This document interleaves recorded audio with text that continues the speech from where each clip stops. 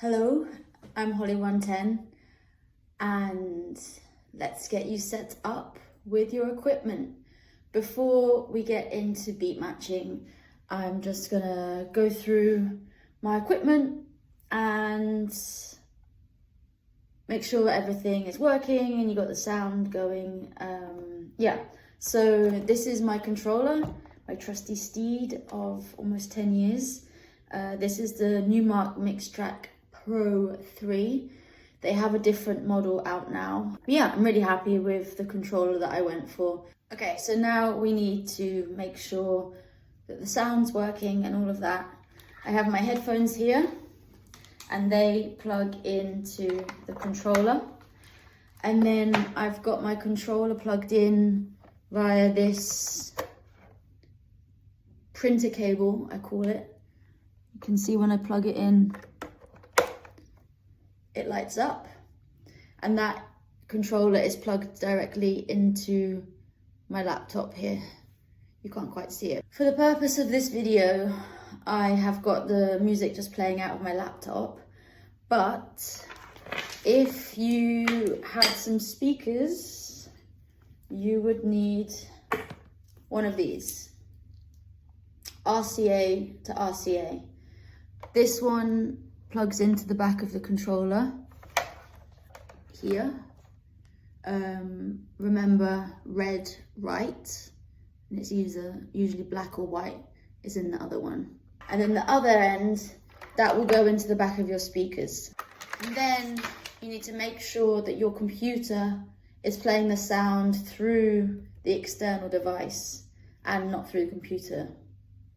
So you can go into your settings, your sound settings, and make sure that's set up. I also travel and DJ with one of these, which is a RCA to 6.5mm jack, I think it is. In the equipment guides, it's got some more information. But yeah, sometimes if there are big speakers at the venue and you need to plug into a mixing desk, you might need one of these. Sometimes this will do it. Goes from the back of the controller into the mixing desk.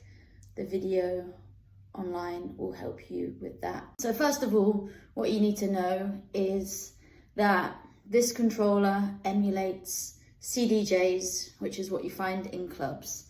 And CDJs emulate record players. So I've got some 45s here. They would have been spinning on the two turntables back in the day. Now with the advent of music made electronically and also formatted to be played through computers digitally, we've got these.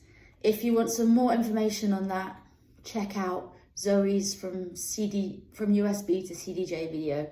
She goes into detail about analog and digital. It's really interesting. So yeah, quickly, all you need to know on this setup today is these sliders here. These are the pitch. So this changes the tempo of the track. If you go up, there's a little minus here that makes the song go slower. If you go down, there's a plus here that makes the song go faster. Took me ages to get my head around that. Also, which way to turn the wheels to make the song go more in front and more behind. I'm still getting my head around that, to be honest. So for now, we've got the pitch. We've got these sliders here, which are basically volume. So when they're down, the audience can't hear the song. When they're up, the audience can hear the song. And it's probably just worth noting at this point here, when I have this button here on other pieces of equipment, it's called Q, even on here, the Q gain, that means it's got a picture of a headphones here. That means when this slider is down, but this button is on, I can hear the song through my headphones. Really important when you're queuing up the next song to bring it in to beat match. This crossfader in the middle, I've lost my little thing, I just found it in my bag, but seen a lot of people with this taped down. This was taped down for many years because sleeves get caught, boobs get caught, and you'll have this one up, but this over this side. Oh my God, why is nothing coming out the speakers? What's going on? Everything is correct. The song is playing. It's because this pesky little slider is over here. If it was over this side, you'd be able to hear it. For now, keep it in the middle. If you want to learn how to scratch, hip hop DJing, this is what you see people flicking in the middle. So this is deck 1, deck 2. We'll be using this Q button to find the beginning beat of the track.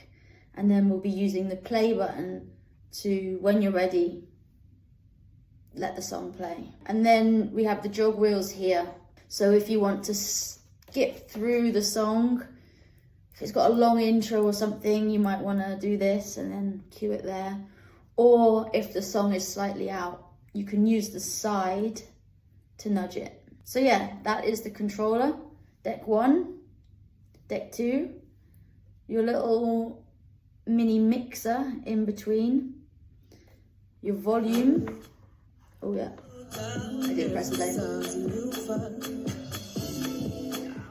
and pitch to make the song faster or slower.